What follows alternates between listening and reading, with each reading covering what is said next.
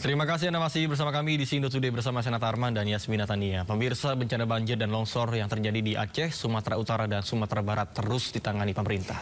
Namun bantuan untuk warga korban bencana tetap dibutuhkan. Dan berikut perbincangan rekan Raisa Nadia dengan Kepala Pusat Data Informasi dan Komunikasi Kebencanaan BNPB, Abdul Muhari. Apa yang terjadi dan bagaimana situasi terkini di sana? Ya, sebenarnya hampir semua bagian barat dari Sumatera, dari tengah ke utara sebenarnya ya. Jadi dari Sumatera Barat, Sumatera Utara, dan juga Aceh, itu pesisir kabupaten kota, pesisir bagian baratnya hampir semua terdampak cuaca ekstrim karena memang ada siklon tropis yang sedang berkembang di utara Pulau Sumatera. Keberadaan siklon ini kemudian memang meningkatkan intensitas curah hujan secara sangat signifikan, sehingga di beberapa tempat seperti tadi disampaikan, BNPB menerima laporan dari daerah tidak hanya dari Sumatera Utara, tapi juga Sumatera Barat dan Aceh. Tetapi memang yang kemudian mengalami eskalasi dari dampak termasuk banyaknya korban jiwa itu ada di daerah Tapanuli Raya. Artinya di Tapanuli Utara, Tapanuli Tengah itu ada 4 jiwa korban meninggal dunia, dan Tapanuli Selatan ada 8 jiwa korban meninggal dunia. Kami sudah mengirimkan tim reaksi cepat kita ke lokasi untuk benar-benar bisa melihat kondisi terupdate, kondisi yang real di lapangan agar kita bisa menentukan langkah-langkah intervensi, karena ada beberapa daerah yang terisolasi juga, Mbak Raisa. Nah, total ada berapa korban baik di Tapanuli maupun di Sumatera Barat, di beberapa wilayah di Sumatera Barat, dan apakah akan ada penambahan lagi, akan ada evakuasi ke depannya, Pak? Untuk eskalasi kejadian, BMKG menyampaikan bahwa cuaca ekstrim masih akan terjadi hingga tanggal 27 atau 28. Jadi masih sangat mungkin ada eskalasi dampak, khususnya misalkan di daerah Sumatera Utara. Sumatera Utara itu yang pertama terdampak itu adalah Tapanuli Selatan, kemudian tereskalasi ke Tapanuli Tengah, Tapanuli Utara, kemudian Sibolga, dan sore ini Madani, dan ini masih tetap kita waspadai. Itu sebabnya BNPB mengirimkan tim ke lapangan agar daerah-daerah yang memang masih menjadi titik rawan, kita bisa evakuasi dulu masyarakatnya untuk sementara, supaya potensi korban jiwa bisa kita minimalkan setidaknya hingga potensi cuaca ekstrim 2-3 hari ke depan ini terlewati, Mbak Raisa.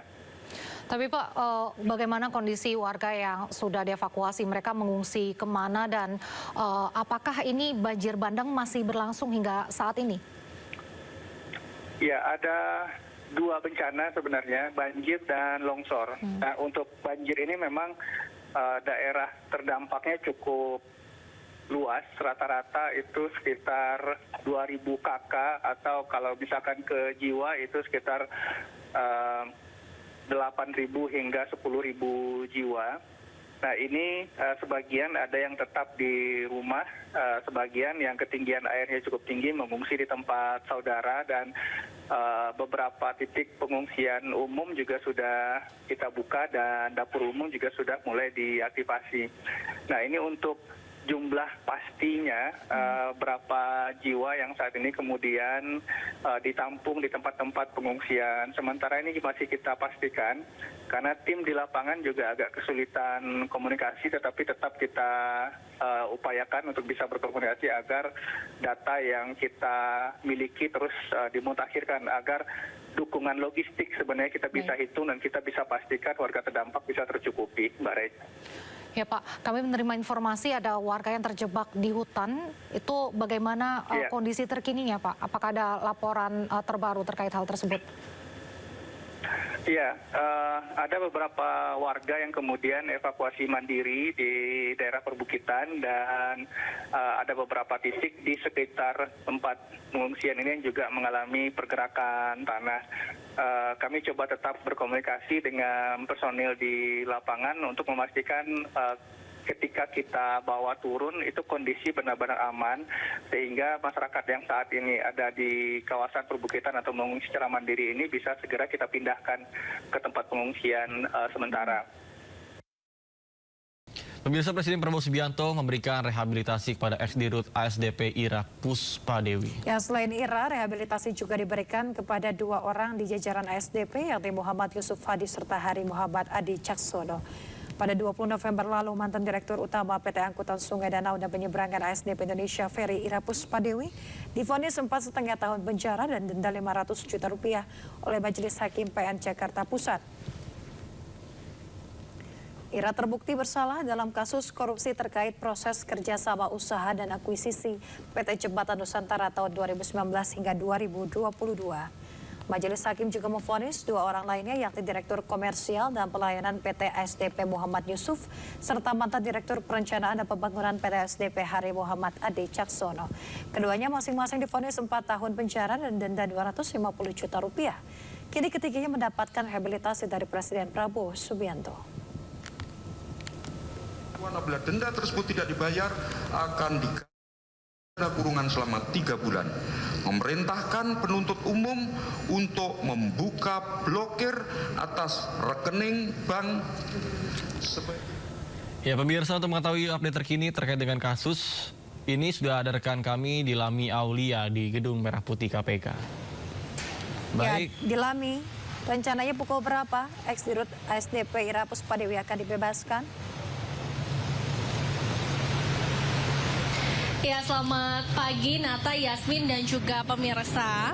Mengkonfirmasi dari juru bicara KPK Budi Prasetyo mengungkapkan bahwa hingga saat ini KPK memang masih belum menerima salinan terkait pemberian rehabilitasi dari Presiden Prabowo kepada Ira, yakni mantan Direktur Utama PT ASDP, kemudian mantan Direktur Komersial dan Pelayanan Yusuf Hadi, dan mantan Direktur Perencanaan dan Pengembangan ASDP, yakni Hari Muhammad Adi, di mana memang salinan rehabilitasi dari istana ini tentu penting ya, karena untuk proses tindak lanjut dari pembebasan Ira dan kawan-kawan, di mana nantinya setelah KPK mendapatkan surat salinan rehabilitasi hukum yang diberikan Presiden Prabowo, lalu akan berlanjut ke proses administratif yang tentunya ini juga akan memakan waktu ya, sehingga kalau melihat waktunya apakah akan dilaksanakan pembebasan dari Ira dan kawan-kawan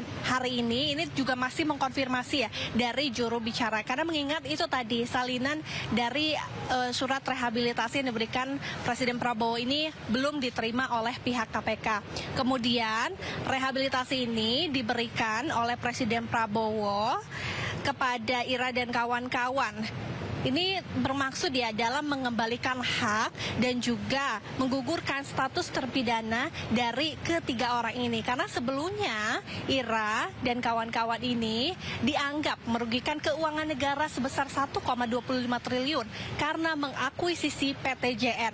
Di mana sebelumnya pada persidangan diduga bahwa Ira dan kawan-kawan ini merugikan karena kebanyakan kapal yang diakuisisi dari PTJN ini merupakan kapal yang rusak dan juga karam.